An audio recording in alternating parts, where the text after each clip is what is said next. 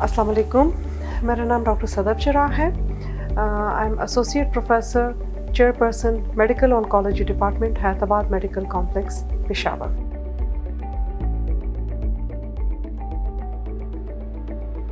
जिस तरह बहुत सारे कैंसर्स हैं जिनको हम अगर उनकी बरवक्त उनकी अर्ली स्टेजेस में तशख़ीस हो जाए तो उनका इलाज मुकम्मल तौर पे मुमकिन है।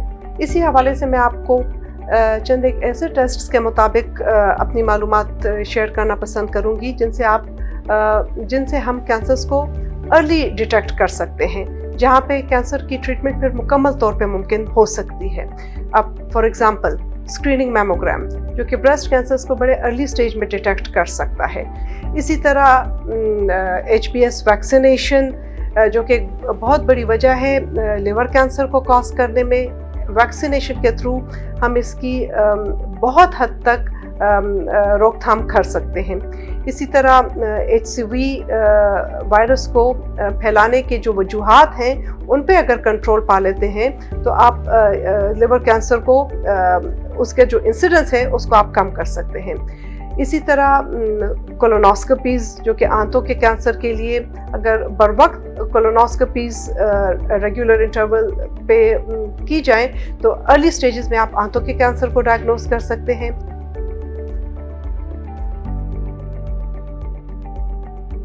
कैंसर का जो इलाज है उसके इंतहाई टॉक्सिक इफ़ेक्ट्स होते हैं। कीमोथेरेपी के ज़रिए इलाज होता है, शुआओं के ज़रिए जिसको रेडियोथेरेपी कहते हैं। अब इलाज के मुख्तलिफ नए मेथड्स के ज़रिए जिनसे हम कैंसर सेल्स को बाकायदा अटैक कर सकते हैं और एट द सेम टाइम जो उसकी टॉक्सिसिटी होती है उनको बहुत हद तक मिनिमाइज या कम कर सकते हैं। ये थेरेपीज़ लाइक जिनको टारगेटेड थेरेपीज़ कहते हैं, जो इम्यूनोथेरेपीज़ के ज़रिए मुमकिन हैं, जो नए नए इलाज के तरीके हैं।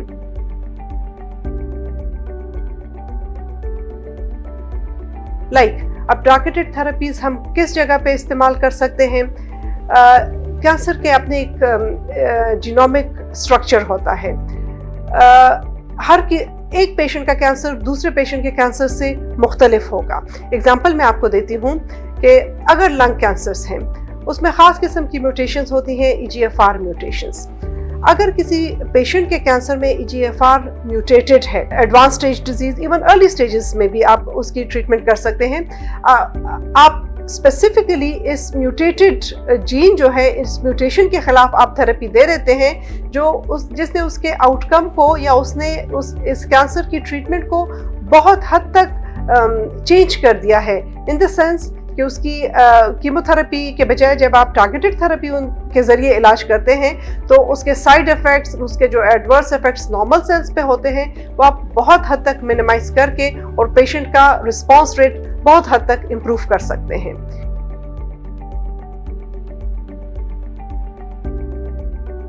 इम्यूनोथेरेपी एक और मोड ऑफ ट्रीटमेंट मौजूद है कैंसर के खिलाफ। इम्यूनोथेरेपी का मकसद ये होता है कि पेशेंट की अपनी इम्यूनिटी को ही आप बूस्ट करें कि वो कैंसर सेल्स के खिलाफ पेशेंट के कैंसर सेल्स को अटैक करें। इस सिलसिले में काफ़ी अद्वियात मुयस्सर हैं जिनको हम इम्यून चेक पॉइंट इनहिबिटर्स कहते हैं, जो कि मोनोक्लोनल एंटीबॉडीज़ भी होती हैं जिनको मुख्तलिफ कैंसर्स में हम यूज़ करते हैं। बेसिकली बॉडी में जो अपने T सेल्स होते हैं वो कैंसर सेल्स को पहचान पाते हैं कि ये एक एबनॉर्मल सेल है बॉडी के अंदर, तो वो उसके खिलाफ एक्शन लेता है, उसको अटैक करता है, उसको किल करता है।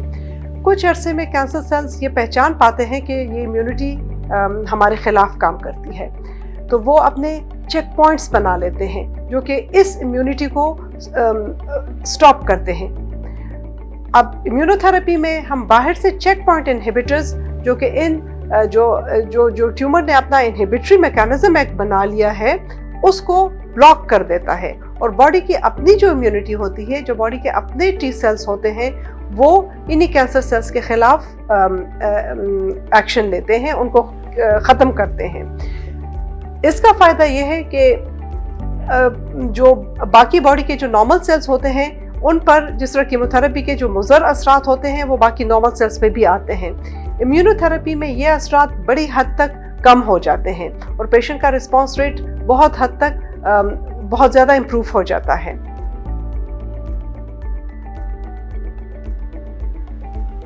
ہمارا مقصد یہ ہے کہ ہم ان ساری نئی ادویات کا اور جن پیشنٹس کو ان ادویات سے فائدہ ہوتا ہے ان ٹیسٹس کا مہیا کرنا، ان کا اویلیبل کرنا ہمارا مقصد ہے کہ ہمارا کوئی بھی پیشنٹ ان سہولیات سے محروم نہ رہے۔